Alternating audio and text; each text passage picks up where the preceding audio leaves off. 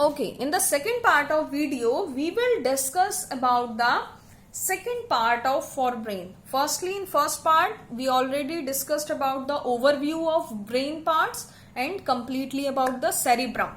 Second part of forebrain is known as diencephalon. Okay, this diencephalon definitely it will also responsible for some body activities. So this diencephalon is mainly for the feeling of temperature in our body. Means suddenly if our body temperature will fall down or will rise, so we can easily feel. You can say, Mama, just touch me, I think I am in fever. Okay, same thing you will say, Mama, I am in fever, I think the temperature of my body is rising continuously. So easily you are able to feel the temperature of our body, and this complete process is occurs by the presence, by the proper working of diencephalon. Same heartbeat control. Yes, heartbeat control also occur by this part of forebrain, who is known as diencephalon. And third one is BP control. Yes, blood pressure is also controlled by the diencephalon part. Diencephalon is the second part of our forebrain. Okay, and next thing, diencephalon also works as a sensory receptor. Suppose that if I will touch you, then you will feel, you will feel that someone is touching me. Continuously someone is touching me. So easily you can feel.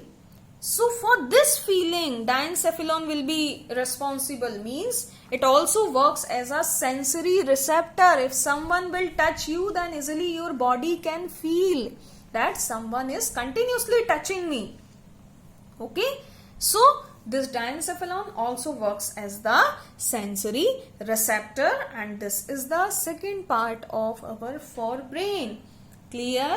Third part of forebrain or final part is olfactory lobe. Yes, this olfactory lobe is mainly responsible for the sense of smell. Suppose that you are in the garden of our home. Okay, if you are in the garden of your home and your mama is cooking something, suppose that your mama is cooking pizza, so easily you can feel the smell. Easily you can feel the smell. You are in the garden, so how you can feel? Actually, for the sense of smell, olfactory lobe are present in our brain. Clear?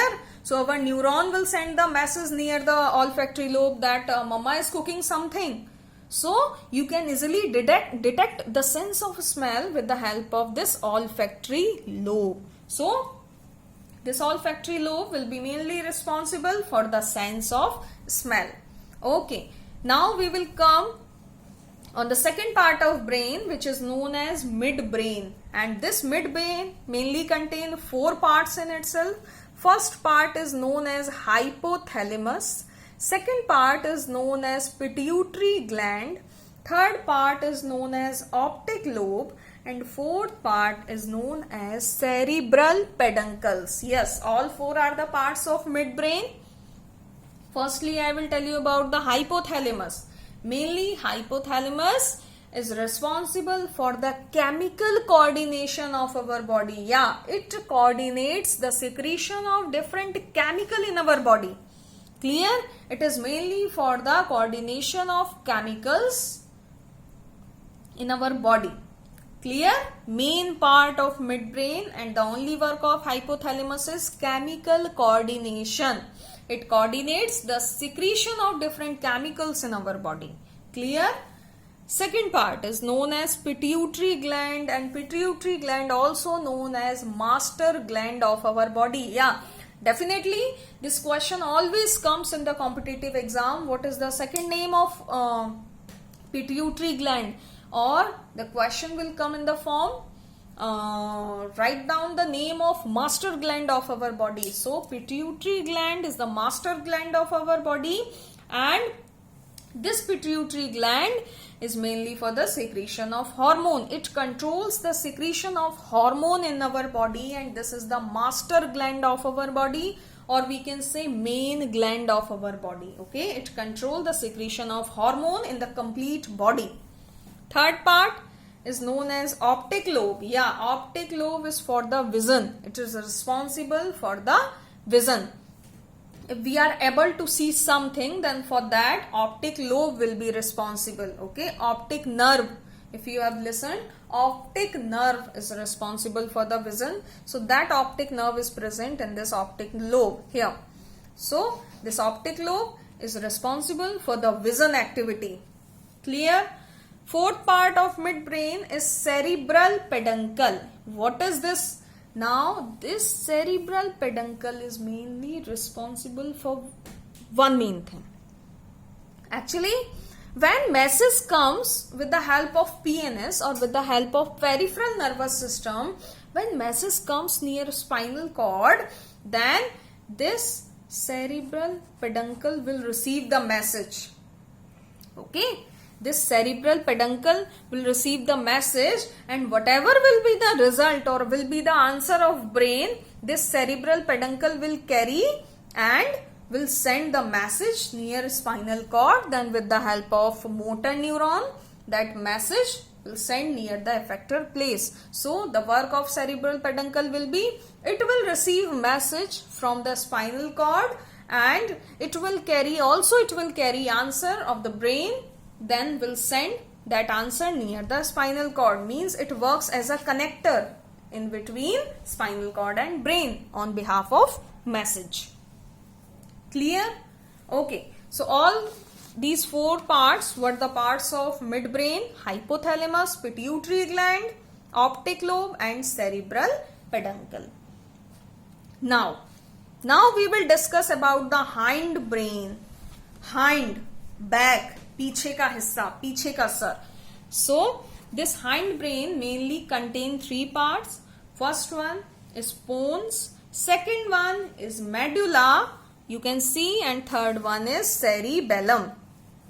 Pons, medulla, cerebellum. Yeah, this is cerebellum, and the part of forebrain was cerebrum. There is a lot of difference in between both the terms. Again and again I am telling you, don't try to be confused in between both the terms. Cerebrum is the part of forebrain and cerebellum is the part of hindbrain. Firstly, we will discuss about the pons. Actually, one thing I forgot to tell you, our brain is made up of with the help of two hemispheres. Suppose that this one is the one hemisphere and this one is the second hemisphere. You are getting first hemisphere, second hemisphere. There is something in between both the hemisphere by which the both hemispheres are together. Clear? If I will cut or if I will separate one hemisphere, so this structure you will see, and this will be the same structure. This will be the same structure which you will see here if you will separate one hemisphere which is present over second hemisphere. So this will be the structure of this hemisphere. So there will be something who works as a joint in between both the hemisphere. Am I right?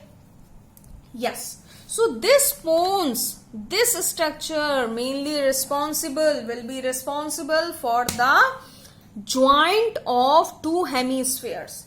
Okay, it can easily connect or can easily add both the hemisphere very tightly. It is a joint. As you can see, in between wall and our gate, 2 or 3 joints are present. Okay, so same occurs with the medulla. Same occurs with the pons. This pon act as a connector, act as a jointer in between both the hemisphere from this place. This will be the single work of pon, but mainly responsible work of pon. Means it will work as a jointer in between two hemisphere. Second thing is medulla, this portion.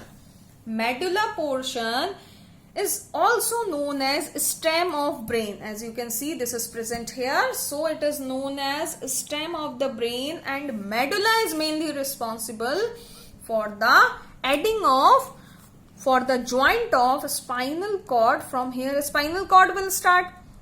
Medulla act as a jointer in between brain and spinal cord. Means medulla will connect brain with the spinal cord. Okay. And third main work of medulla is it is mainly responsible for the involuntary actions of our body. Okay. Completely involuntary action controlled by the medulla or occurs with the help of medulla, such as excretory system or complete filtration work of our kidney, our heartbeat. Okay, heart is beating continuously. Third thing, we can say vomiting. Yes, mainly vomiting. Respiratory process, complete filtration process of our body is not in our control, is not in our hand. So all these process controlled by the medulla. Means this medulla is mainly responsible for the involuntary actions of our body. Now come on, third part of hindbrain, main part of hindbrain, that is cerebellum. This part, this green part is known as cerebellum. What about the cerebrum? As I told you about the cerebrum was the main thinking part and was completely responsible for voluntary actions of our body. But what about cerebellum? Actually, cerebellum, this part is mainly responsible for the posture control of our body. Means cerebellum controls the body posture. And main thing which affect the cerebellum, that is alcohol. Alcohol affect the cerebellum. And how it affects? I am telling you. If you will see a drinker, then drinker has no control on its walking. They cannot walk properly after drinking. After taking alcohol, why any drinker cannot walk properly? Why? Because main effective thing for cerebellum is alcohol. Alcohol can easily retard the process of cerebellum. Cerebellum works as nothing. If it will feel alcohol is in the body, cerebellum will not work properly. Just think, if cerebellum will not work properly, how you can walk properly and how you will walk properly? So definitely many times you will see after taking alcohol, any person cannot walk properly. They cannot run, they cannot drive. Why? Because their cerebellum is not working properly. Cerebellum means their body or their body posture will not be in the control of that person. Clear? Because that controlling will occur with the help of cerebellum. But here cerebellum is affected with the help of alcohol. Clear? So alcohol is the major thing which affect cerebellum negatively, not positively, negatively. So this cerebellum is mainly for the posture control. Okay, body position control occurs by the cerebellum. So all three were the parts of brain: forebrain, midbrain, hindbrain, and completely we already discussed about them. So our brain is complete now. Now in CNS, as I told you, only in your syllabus CNS is here. In CNS we already discussed about the brain. Now what about spinal cord? Yeah. So what about spinal cord? As I told you, in the CNS, central nervous system contain brain and spinal cord. About brain, completely I told you. Now I will tell you about the spinal cord. If I will tell you just touch your spinal cord, then what will you touch? In back portion, in the center place. In center place you will touch and you will tell me, yes ma'am, spinal cord is a bony structure which is present in the dorsal side of our body. Okay, there are mainly two sides of our body. That back side is known as dorsal side and front side is known as ventral side. In dorsal side, in center ma'am, a hard bony structure is present which is known as a spinal cord. Then what will I say? Definitely you are right. No, actually you are wrong. Okay, same thing which you are touching, that is vertebral column. That is not a spinal cord. That is a vertebral column, a hard bony structure which is completely present in our in our dorsal side is the vertebral column, not any spinal cord. Actually, spinal cord is a very soft tube-like structure which is present in between that vertebral column. Okay, a hard rounded bony structure is present in between our body, in our dorsal side. If you want to touch, you can touch and feel in your own body that hard bony structure. Okay, so that hard bony structure will contain a very soft tube like structure which is known as spinal cord. Even you can't touch your spinal cord because that spinal cord is covered by the bony structure, same as brain. Same as brain. Brain is also covered by the cranium. So this spinal cord is also covered in a vertebral column. As you can see, this is also covered in a vertebral column, and this is a tube-like structure, very soft tube-like structure. That's why if this will be the very soft structure, then definitely it will want any type of covering or any type of support or any type of bodyguard, you can say. So that vertebral column will work as a bodyguard for the spinal cord. Same as brain contain Mannings, so this spinal cord also contain Mannings for its security, for its safety. Okay, after vertebral column, after that bony structure, some Mannings are also present. Then same as brain contains cerebrospinal fluid, and spinal cord also contains cerebrospinal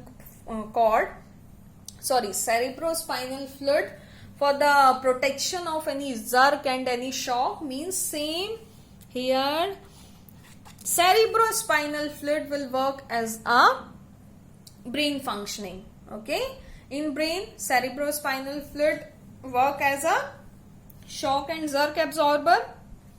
Same work will be done by a cerebrospinal fluid near spinal cord. Means it will also prevent spinal cord from any type of jerk, from any type of shock. Okay, tube-like structure. And what will be the main work of spinal cord? For the straightening of body, we all know. Second main thing is spinal cord is for the brain support. As we can understand this term brain support with the normal body action arc. What happens in normal body action arc? In normal body action arc, different PNS nerves contain a lot of masses. Then they will send masses near spinal cord. Then spinal cord will send the masses near brain. So definitely spinal cord will be the main supporter of brain. Okay, for receiving message or for sending message. Who will be the main supporter of brain? Spinal cord. So the main work of spinal cord is, it will be for the support of brain. It is for the support of brain in our body, and definitely for our body straightening, spinal cord will be responsible. Clear? So this was the complete theory of CNS and human nervous system. I hope all of you will understand it very well, and if there will be any confusion every time I told you, you can easily ask me without any hesitation. Okay, but don't try to don't try to adjust with your study. Don't try to adjust. You can ask me as more as you want. Okay, you can ask me. So I hope we already discussed about it very well, in a very well manner. Without any confusion or in any confusion, you can discuss with me. Any type of confusion you can discuss with me. So thank you so much. Bye bye.